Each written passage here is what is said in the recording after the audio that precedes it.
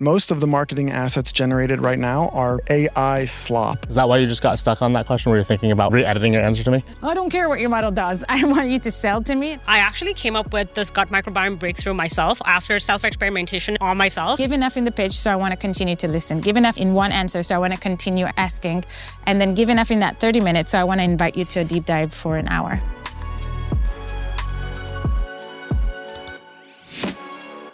What's your name? My name's Avi Yashin. Avi, you're going to have a minute to pitch and tell us what you're building. Then you're going to get some feedback. Avi, are you ready? I'm ready. What are you building?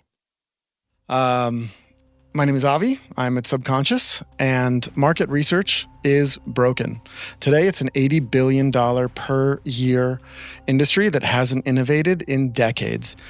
At Subconscious, we have built a digital twin of society along with market research agents, which will design an experiment, randomized, controlled, blinded experiment, recruit respondents so you don't have to wait 6 months to find the right person, run the experiment, and synthesize the results so we can tell you why any individual makes any decision. We have a handful of really good pre-seed investors, including the University of Chicago, ARK Invest, the 4 times Midas list investor. We have hundreds of customers or users on the platform today, and we're looking to raise our seed round. Well done, under a minute. Good job. Cool. Love digital twins. Look at a lot of companies in that space. What is your ideal customer profile? Like, who are you solving problems to primarily with this current iteration? Yeah, we're looking for people. It's kind of a barbell strategy. It's in companies, B2C companies that can't afford $250,000 market research engagement today. So it's sub $20 million ARR brand owners. And then on the other side, we're working with, 2 of the big 4 right now, for example, large consulting firms that are looking to bring additional capabilities to their clients. How did you ask the question?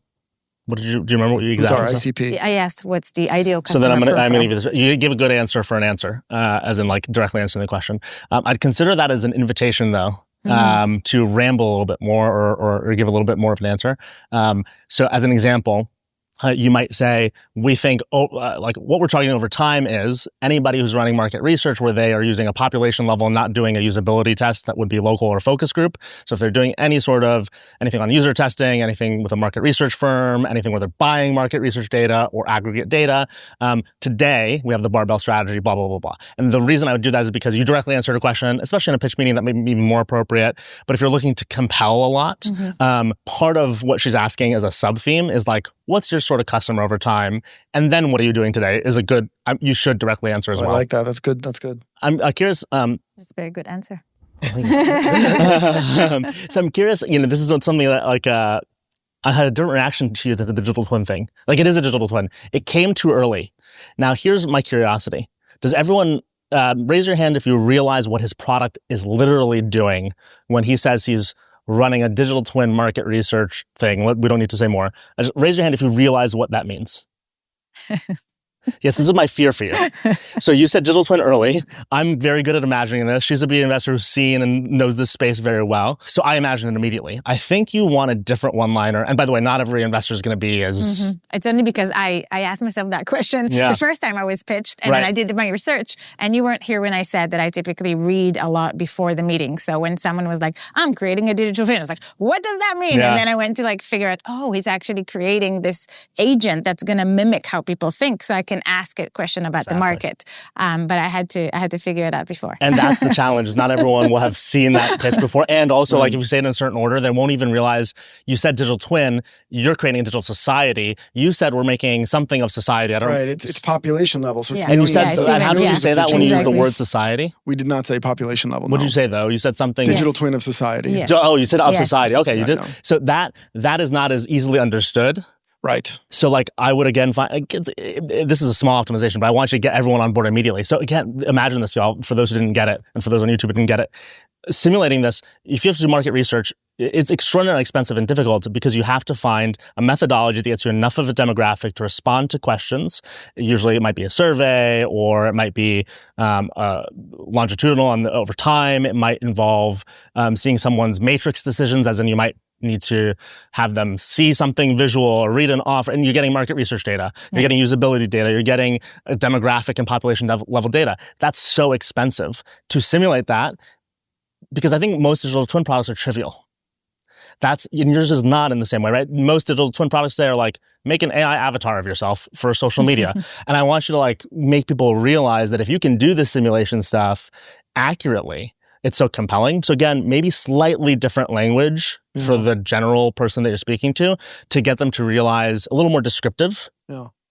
Especially most people haven't seen the impact of this type of market research. Most people have not bought this type of market research or understand how valuable it can be. Yeah. That's going to be my next thing, is like, product. Exactly. For everyone's sake, just give us a sense.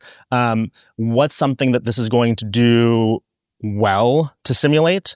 And give me a sense though of where I'm going to ask like this question that you're usually going to get this honest of a question, but like, I also want to know, where is the simulation stuff? I can imagine large language models being good at simulating certain market research stuff and bad at other. Where is it good now? Where is it not proxying for humans? How is it putting the good stuff together? Oh, that's a lot of questions. Yeah. I load my questions. Yeah. So right now, we've replicated hundreds of studies in sociology, economics, psychology, and the replications are quite robust across 20 different domains. It does sometimes fail unexpectedly, and we don't know if that's because our system is failing or we're detecting fraud in the papers. Whenever we run these experiments with customers, the responses are, we use this term bioequivalent to the real humans that the customers are using. So we maybe have built a fraud detection. And when you say that, what do you mean? So it's like running it on these papers and the data's bad? Yeah. So because your simulators are? Well, because psychology experiments famously fail to replicate. There's something called the reproducibility crisis in science right now. Psychology is the domain that kind of suffers the most. And, some people are kind of... But I guess this is interesting to me. So your point being that these studies might have bad data for a variety of methodology reasons. And so we're not sure if we're failing or if the data is fraudulent. I'm curious on this whole, because now you went to studies instead of market research, which feels like a more interesting but also more risky area. How are you simulating an individual human? Let's get into the weeds a little bit. Yeah, totally. So it's very easy to build a low-quality synthetic respondent. It's very hard to build a high-quality synthetic respondent. So a lot of people have, demographic data, and they think demographics cause people to make some sort of decision. But demographics are typically not causal. People don't cluster on hair color or skin color. They cluster on what causes pain and pleasure. And so we don't just simulate demographics. We also simulate what are called latent variables, motivations, effects, attitudes, and we find those clusters much more significant. Fascinating. And how are you assuming some of the like ratios? Is it because that data exists somewhere else and you're reconciling, like a population might have this much financial distress because XYZ? So we have 3 levels of fidelity. The lowest level of fidelity is letting the language model synthesize on its own. The second level of fidelity is we pull in second-party and third-party data that we both purchase and acquire, And then the third-party data is with our partners. Our partners will bring their own data, their own personas, their own user experiences, their own, chats, and then we'll ingest the customer data to build that, And at each step, it gets much, the results get higher quality. And do you have customers right now already? We have about 100 monthly active users. We have, 2 of the big 4. We have... Paying. Yeah. And so what's the business model here? How are you planning on kind of monetizing it long term? Right now we're charging $1,000 per month. Not all of those 100 customers are paying. And we're experimenting with pricing. Is that why you just got stuck on that question where you're thinking about re-editing your answer to me? Because that's a good question. I guess there's users and paying users, yeah. So let's re-answer that question. And we do have paying users as well. Yeah, totally fine. And it's fine to give a more honest answer. But let's re-answer that because that's the important question. Now I don't know what's the longer term business model, because I can imagine it being per study. Wait, actually, let me ask a different question. So here's our longer term business model. It is very easy to generate marketing assets. Most of the marketing assets generated right now are kind of is this being recorded? AI slop. Because punch in on it. no one's really focused on why they're not doing their segmentation. They're not focusing on why a particular product is relevant to a particular user. And so we can explain the why. Mm-hmm. How expensive is it? Because the modeling here sounds like it could get complicated. And how defensible it is. Because I already have a name of a company that's doing exactly that I looked at. For quantitative or qualitative? And passed on for several reasons. But for quantitative or qualitative? Qualitative. We're doing quantitative. Which is a whole different universe. In what way? So qualitative is very descriptive. Okay. You imagine a person, what's your favorite color of socks, right? Yeah. But what we're performing is causal, randomized, controlled, blinded experiments where we can explain, we can change the traits of the respondent and the traits of the object of study to say why someone's making a decision. Why is that quantitative? Because that involves a much more in-depth I'm not sure that experiment. That is what I read that as. Yeah, exactly. I'm like thinking numbers versus crunching numbers versus... The quantitative research is important, and it can tell you what factors are important, and we can tell you exactly how much people are willing to pay, for example, for each factor. And you're thinking a qualitative model would struggle with non-descriptive numerical elements?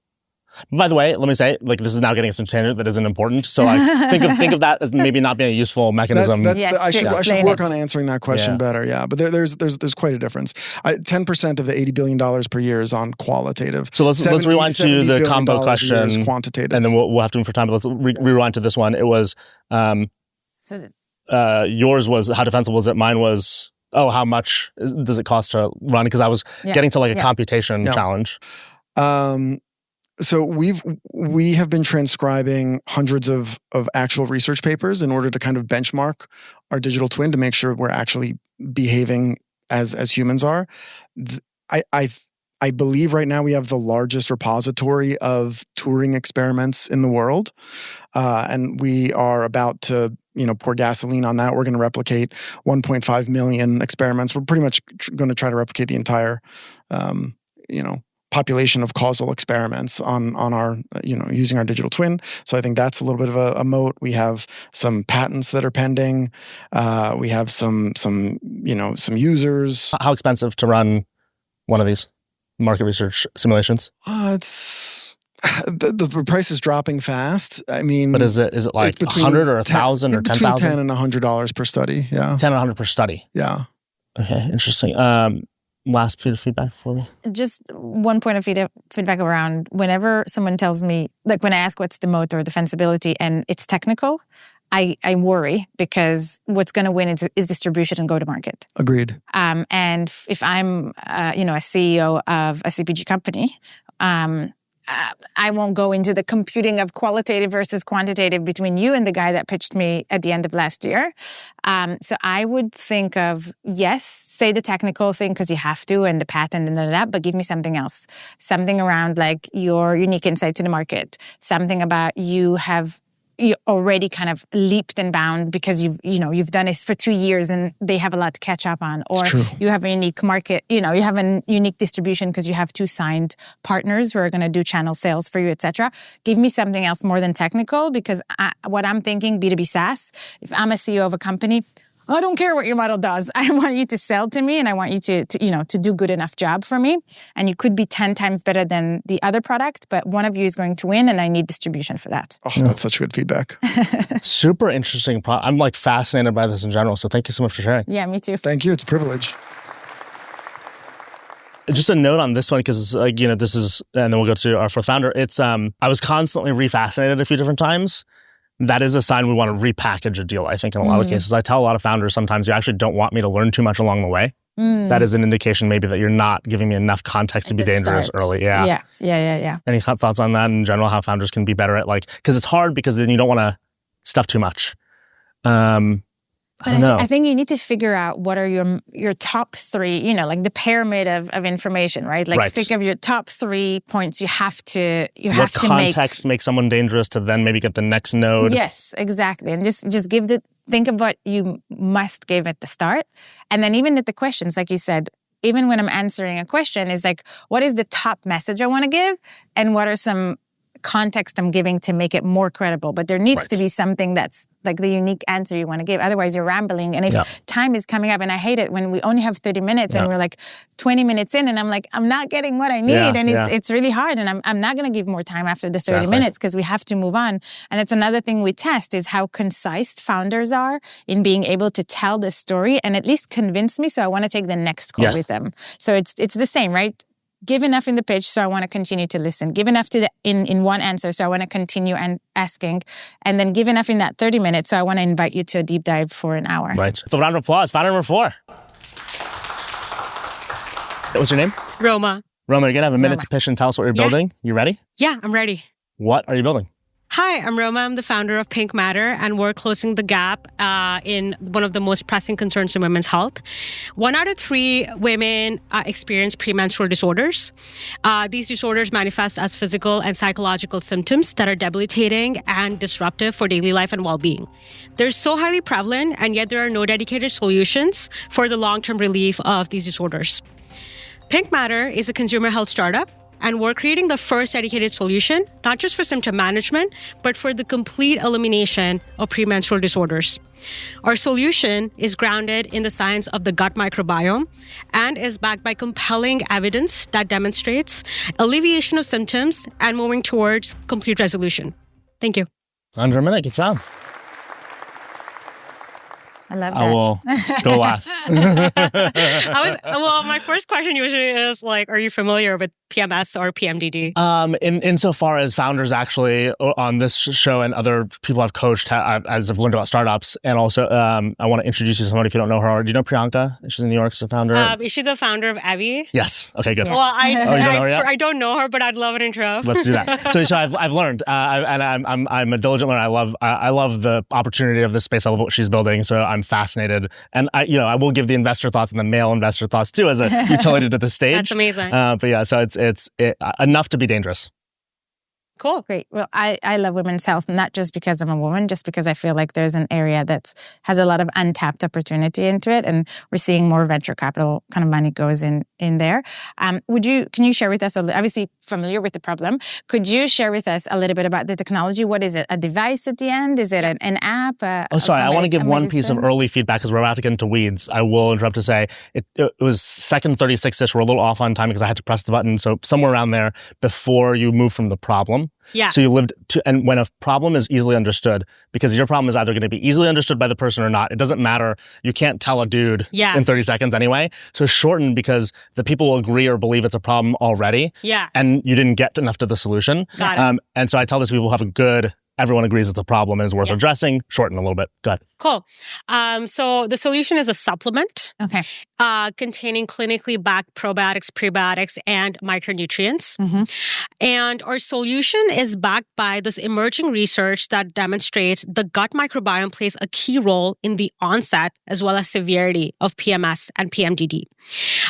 We have identified biomarkers in the gut microbiome. The gut microbiome is vast. Mm-hmm. There are specific biomarkers, and these could be your good bacteria, some metabolites that we target with our supplement to help rebalance and optimize. And that brings about alleviation of symptoms. And eventually, you're changing the composition of your gut microbiome to a state where it's healthy. And there is a complete resolution in these disorders. I wanted to say something about, we all laughed. I have to give a plug. We all laughed about like the male investor listening to your pitch versus the female investor. But I have to push back on that a little bit because we invest in healthcare a little bit as well. And as it pertains to software, and sometimes people come to me with chronic diseases that I have no experience in. Yeah. But I can still listen to a founder. My job is to still listen to the founder. And you're educating me about the chronic disease and the solution to the chronic disease. Now, PMS could be a chronic disease, and respiratory, heart, and diabetes could also be a chronic disease. So I think that's just to challenge us all. I had to. Because I think it's also one of the reasons why there isn't investment going into that. Yes. Most kind of male investors like, I can't assess that. Well, I don't know respiratory diseases either, but I do my research and I realize it, and this is where I look for your insight. over and above you being a woman, your insight as to kind of the microbiotic of my gut and how you come up with it, etc. So that's just something to kind of challenge us all as we're thinking about these topics. I had to. I'm sorry. No, you had to. And I agree. I'll say now, because I'll put it differently. There's two things you're challenging us on. For the male investors, it's a challenge of listen and tune in. I have a couple other shows where I get to interview early stage founders who are a little further along on this stage. And I always ask the female investors, like, okay, tell the story that you want, like you have in the background venture. Because I ask them about their venture community. And every time there's a story. Yeah. And have you met, I love this founder, Katie Diasti? No. Viv? Would love an intro. I know the company. And I actually heard about Pinkmatter, by the way. Oh, really? Company. Yes, I have heard about your company. Probably a LinkedIn post. Maybe at a networking event or like a LinkedIn post that someone posted about or something like that. Yeah, fantastic. It's stuck. There we go. So it's this notion. I always ask for the story, and again, that's another founder maybe you might be interested in the intro. Yeah. For those who don't know, it's like sustainable period care products. The investor has to listen, and so like. Some stories that I don't love or I hate are when, they ask their associate or their assistant to be the one to like, come help me evaluate this product. Yeah. And it's like, you can go do research, but like, don't outsource your thinking, do some of the thinking. So that's one of your challenges, hey, male investors are better. Female founders who just they live in reality and they want to fundraise, it's a challenge for you. And I think you're doing a good job in educating, so I'm doubling down on this point, and build analogies when you're speaking to a male investor, because to your point, it's not that I can't understand it. It's that you have to give me an understanding of like the scale of the problem, et cetera, which I'm not going to be natively familiar with in the same way of like baldness or something. So there's this challenge to you as a founder to storytell. Yeah. And I think you did it very well. You said 1 in 3, et cetera. Yep. Thank you. So one thing I wanted to follow up on one of your questions. So how reliably does it resolve those symptoms and issues? Well, it takes a few months to start showing the alleviation in symptoms. And the recommendation is that in a year, you would see resolution. Mm-hmm. Yeah. So our products are personalized. But how reliably? How reliably? Have you done studies? Well, there is some clinical study to back this, but you're mechanistic right in studies, or I'm sorry? Are they mechanistic studies, as in it's like a mechanism that you're tracking? No, it's or not is mechanistic. Okay. It's in women, in like human subjects, in women who have premenstrual disorders, and on another arm of women who don't have premenstrual disorders. So it's kind of to compare. Here's another like persona that you should. It's me. I'm like when I hear the word supplement. Yeah. I'm not someone who believes generally in supplements. I have physician family all over, my sister, my mother. So like that doesn't mean I won't believe when you either prove something or have a product that works. It means I come with a lot more baggage. Perceptions. Yeah, absolutely. And I'm realizing there's another founder, like we just posted the video for her episode. She's doing the gut microbiome 23andMe. Oh yeah. And I'm realizing there's like one of the things we asked her about monetization, and she said 2 things, and one of them was supplements. Yeah. So it's interesting that I'm tying some of these threads together. Yeah. I have a counter for you about supplements. Yeah. Have you heard of prenatal vitamins? Yeah. Multivitamins? Right. Prenatals are supplements historically prescribed to pregnant women, the most vulnerable population. Yeah. So I don't know about that area, and if it's here's a way to think about it: is show me in that when you tell me that story. Yeah. Fight the more demons that come up for me. Right? It's like, okay, great. Is it prescribed because it's probabilistic that people will benefit from them, or deterministic, as in is it certain, or is it, hey, this isn't going to hurt you, so might as well? Will physicians recommend the thing or not, right? So like these are small things, because again, like all of my objections here are not that I come from maybe, again, it's like the same with COVID. It's like, does the vaccine work? Of course it does. Science is complicated. And so you're telling me science is complicated? Yeah.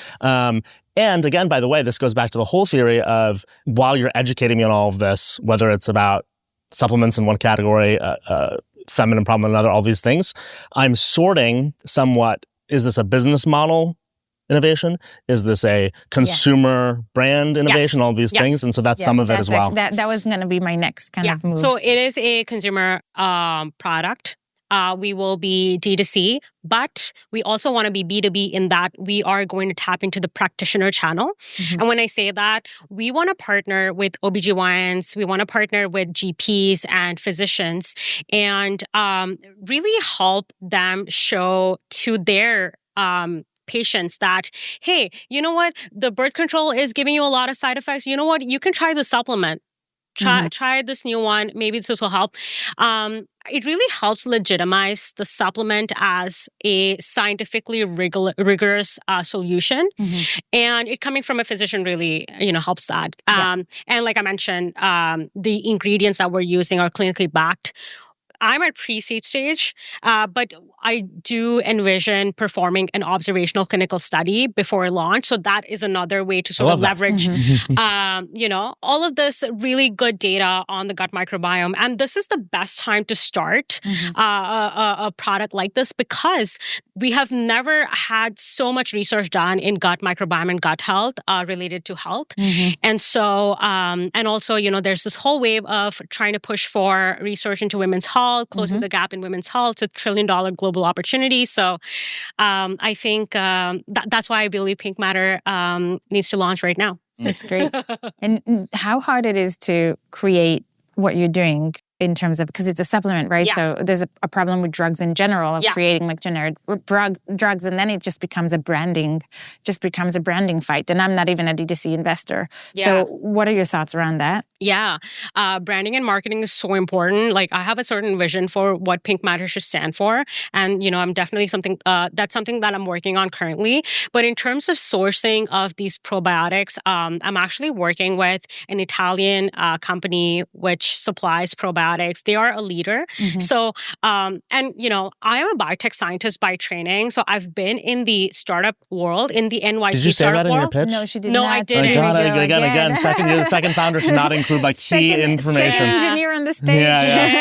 And I hate to double down on this, but again, I do some job search courses, and the current cohort is majority female job seekers, and I was telling them the two female founders are the ones who didn't include their credibility at the beginning because females are less likely to bring their credibility up 100%. Early in a conversation. So really think that's such an unlock. The other thing that I didn't mention, I think is really important to the story is that not only am I a biotech scientist, but I'm also a PMDD survivor.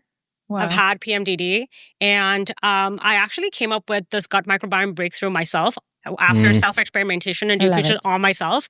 I actually don't know if I'd bring that up early. That one maybe later because it could be an edge case. Exactly. So, it really kind of my personal experience going through the hoops and challenges of PMDD diagnosis and solution and treatments. And then also being a biotech scientist, I'm able to read through the research. I understand research really well. I can read through clinical trials to really help put all of this together. And that's really how it came to be. So it's with Italian firm, you said? Yes. So is it just a matter of sub-licensing space from them? Is it a complicated new formula that you're working with them on? So it is a formula that I have worked with one of my advisors, Pinkmatter's advisor. She is a leader in women's health and ingredients in women's health. We have formulated the supplement formulation. We're sourcing the ingredients, but we do want to source the best ingredients out there. And so that is why we're really tapping into some of the best people in the industry. And so that's really how the Italian connection happened. I also have a huge network this is what I was about to say. I've been in the NYC biotech community for 8 years or so. So I have a huge network. I'm able to tap into this network and get these introductions. So that's really how I'm able to sort of leverage those connections. Got it. Yeah. Any final questions or thoughts? No. Super compelling. Thank you so much for sharing. Oh, thank you so much. Absolutely. Round of applause for you. This whole point you made, I think, is a good one. Again, a challenge to both sides.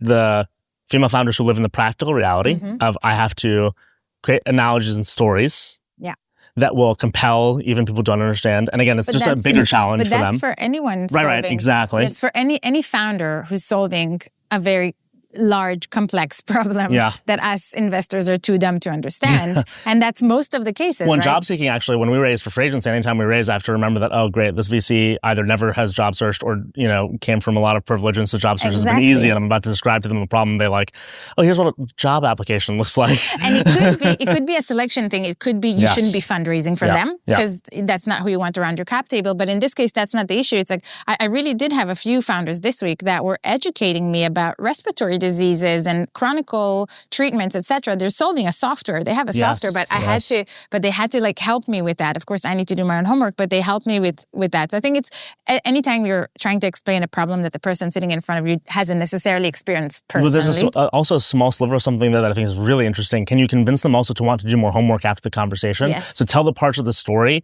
that surprise and validate the problem enough that they also go, I want to know more about this. Yes, exactly. You need the curiosity. I mean, we're now looking into a company that's doing nitrogen in wheat farming. What has to do with me? I don't know nothing about it. But what he told me is that, the top 3 problems of farmers is nitrogen in wheat. The UK's number 1 problem is nitrogen in wheat. And this is a 1 trillion problem market. And I was like, how am I not aware of it? And then you want to learn more about it. And there's a party that goes, maybe I'll be one of the first to be aware. Maybe this is a moment where as a VC, I get a powerful outcome. And this is the alpha. This is looking when no one else is looking is where you want to do. So we're investing.